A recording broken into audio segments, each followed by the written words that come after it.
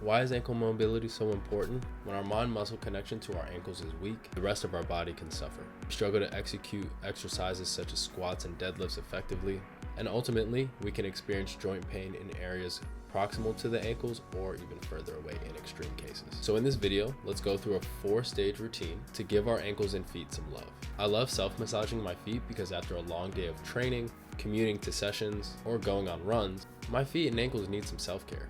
Start by self-massaging the underside of the foot or the plantar fascia. Keep the pressure a 5 out of 10, but if you can handle a little bit more pressure, go for it. Just be careful of any bruising or causing any more pain. Having our feet in shoes all day can put a lot of stress on the tissue in our feet, so it's really important to massage things like the plantar fascia or even the top side of your feet. After massaging my feet, I work my way up to my calves and the tibialis anterior or the front side of my shin.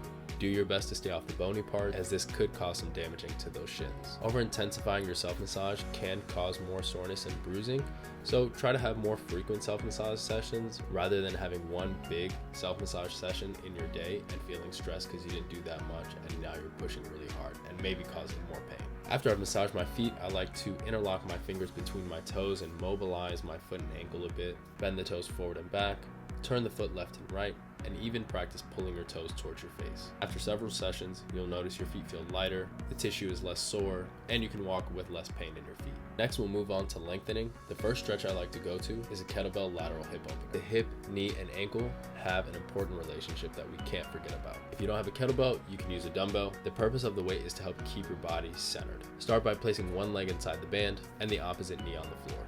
Take the foot of your non-banded leg and place it on the other side of your body or in line with the midline of your body. The foot of your banded leg should be below your knee and the shin perpendicular to the floor. Try to use a marker on the floor, such as in this video, like a yoga mat, to align your foot with the opposite knee. Once you're set up, grab the kettlebell with both hands, send your shoulders to face forward, and roll them into your back pockets. Inhale air into your stomach, then exhale and shift your weight laterally towards the side of your banded knee.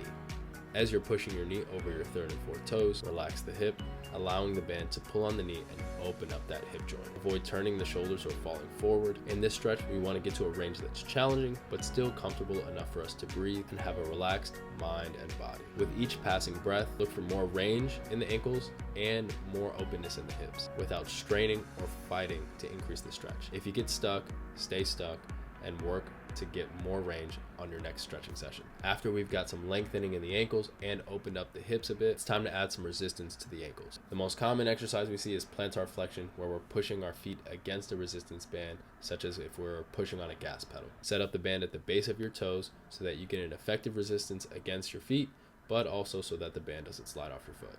While I'm sitting down on the ground, I prefer to have an object under my shins, such as a foam roller or a yoga block. This elevation gives me more range to move my ankles instead of feeling against a hard surface fighting my ankle mobility. The next movement is banded eversion and inversion. Inversion is where you turn your toes towards the midline of your body, and eversion is where you turn your toes away from the midline of your body. In either exercise, you want to remember to sit tall and keep your toes pulled towards your face. But if you struggle to sit up tall, then just sit up against a wall or an immovable object capable of supporting your weight. Lastly is dorsiflexion, the exercise that helps strengthen the muscles on the front side of your shins. Sometimes we have weak muscles on the front side of our shins and it's overstretched or lengthened and they need a bit of strengthening. I love this exercise because it gives me a well-balanced exercise routine for my calves and my legs, helps give me the strength I need that's balanced throughout my calves and my shins, and aesthetically to have both sides of your calves looking good. For all these exercises, it's important to anchor a resistance band to an immovable object, such as a squat rack. If you do this at home, maybe a couch or a kitchen table, I used my adjustable box with some kettlebells on top of it. Give these exercises a try on your active recovery days, pre-workout warm-ups, maybe post-workout cool downs. And if you found this video helpful, share it with a friend. One share can lead to one conversation that can change the health of someone forever.